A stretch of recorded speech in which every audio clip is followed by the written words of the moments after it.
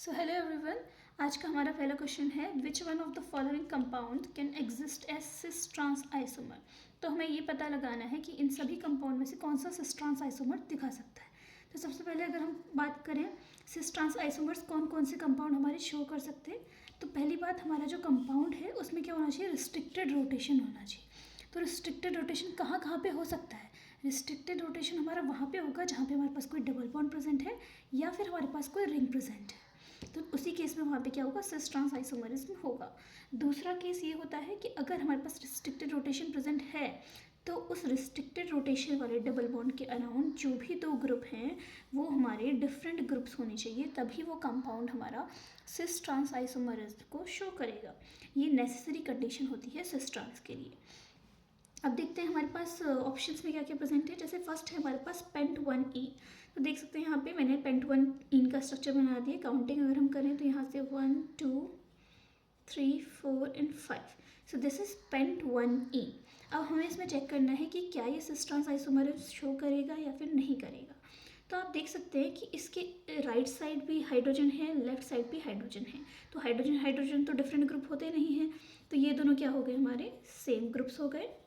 और अगर same groups हैं तो ये सिस ट्रांस आइसोमरिज्म को शो नहीं कर सकता। क्यों? क्योंकि उसके लिए हमारे पास क्या होना चाहिए, डिफरेंट ग्रुप्स अटैच्ड होने चाहिए।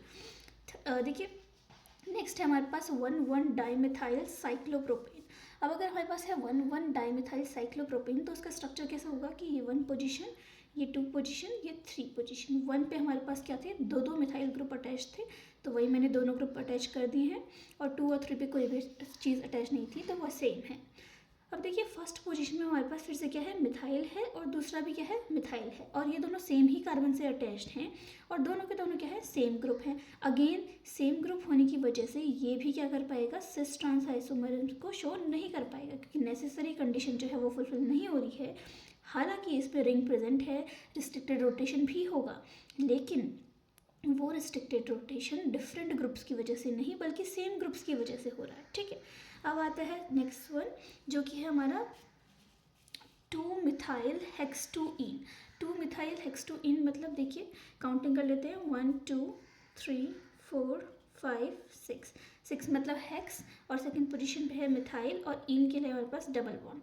अब देखेंगे अगर हम तो इसके केस में भी क्या है, एक ही कार्बन से दो दो मिथाइल जुड़े हुए हैं, दोनों मिथाइल जो हैं वो सेम ग्रुप हैं, तो यहाँ पे भी सिस ट्रांस की पॉसिबिलिटी बिल्कुल नहीं है, तो यहाँ पे भी सिस ट्रांस नहीं हो सकता।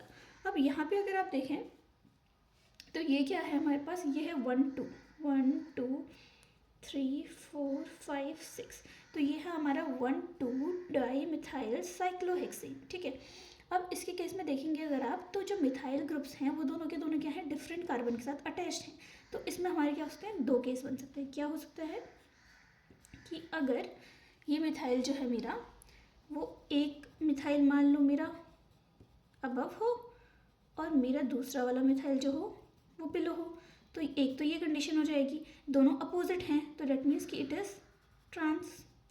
ठीक है, और मैंने एक केस ले लिया कि दोनों के दोनों मेरे मिथाइल जो हैं वो अबव हैं।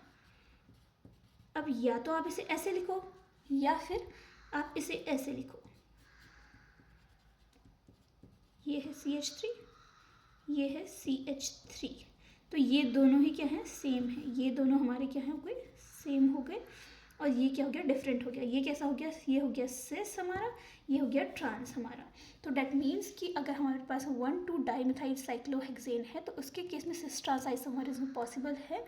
अब आप ज़रूर सोच रहे होंगे कि इसमें भी तो दोनों मिथाइल मिथाइल थे, लेकिन नोटिस करने वाली बात ये है कि इसमें जो मिथाइल है वो दोनों सेम कार्बन के साथ अटैच्ड नहीं है, लेकिन जो थर्ड ऑप्शन था या फिर जो सेकेंड ऑप्शन था उनके केस में जो मिथाइल ग्रुप्स थे वो सेम ही कार्बन एटम से अटैच थे। तो इसका जो फाइनली करेक्ट आंसर होगा वो क्या हो जाएगा, 1 2 dimethyl cyclohexane. Thank you so much.